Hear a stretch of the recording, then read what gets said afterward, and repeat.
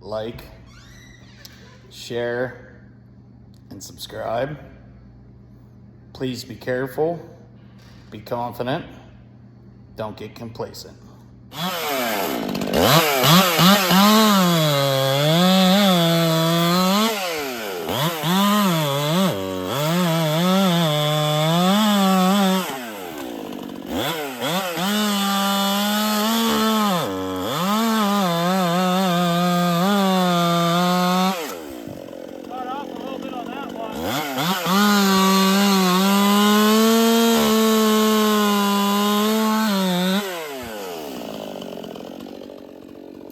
Show you guys what a snap cut is. You want to limb the drop, kind of pump, launch off a little bit. You know, sometimes you get into some of these trees that have some pretty stringy bark. You cut straight down through, you'll swing back, you catch you. Not a good time. So I'll show you. Might be able to try to get it to swing. This one.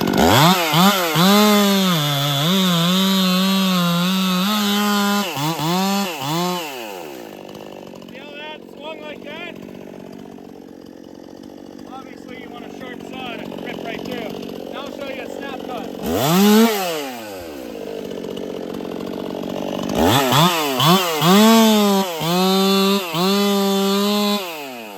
Come through about halfway, maybe not quite halfway. Offset. So the smaller the diameter limb, usually offset your top cut a little bit more. Seems to have a better advantage. Wider stuff, you can kind of narrow that up. Okay, so we got our bottom, we got our kerf right here. Come up top, offset that about an inch, maybe an inch and a half.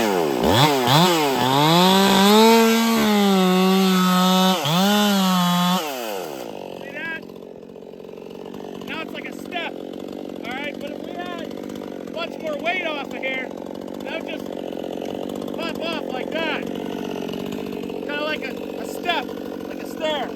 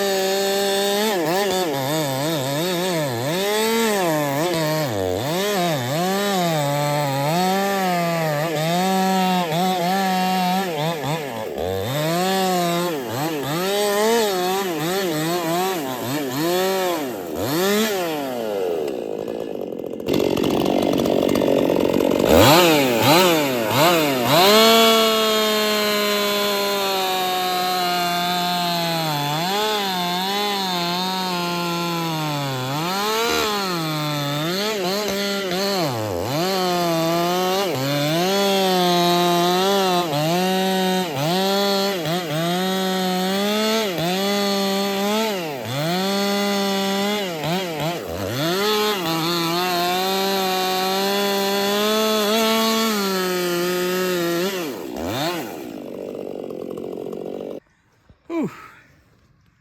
All right. So I've come to the conclusion, and this is not a bad thing. I'm not knocking anyone. These are two absolutely fabulous saws, man.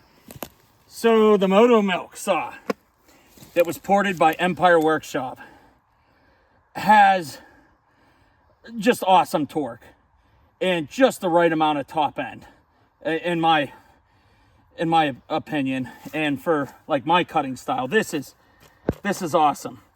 The 309 machine, also freaking awesome. I think it would serve its purpose slightly better in softwood. It does just fine in hardwood, but this thing, in my opinion, has way more top end. This has way more low end. Pretty good mid-range in this. It's not bad. This has all the mid-range. I just, both awesome units. I'm not disappointed with my purchase, I can tell you that. And I'm definitely not disappointed with the Empire Workshop build. That's Well, in the that's pretty incredible. Empire Workshop Moto Milk test saw was ported specifically for one style of cutting, because he knew being heavy-handed, and that's different when someone you know ports the saw. Absolutely. The other thing, which I don't think it's a huge advantage, but you know, an 18 on the Moto Milk saw, and then the 309 has a 20-inch bar. And I did, before we started, I did touch up the chain and I knocked the gullet out of this pretty good. And this saw's not even broke in yet. This saw, 100% broke in. Wouldn't you think, Jake? I'd say it's definitely seated in pretty good. But this thing, this thing screams tons of top end, man. I mean, if I was cutting softwood all day, I honestly, this is probably the saw I'd be using. I don't know. It's a toss up. They're pretty damn impressive either way. This isn't by any means. This isn't by any means small wood. And it's definitely not softwood. Nah, this hickory. This is good hard stuff.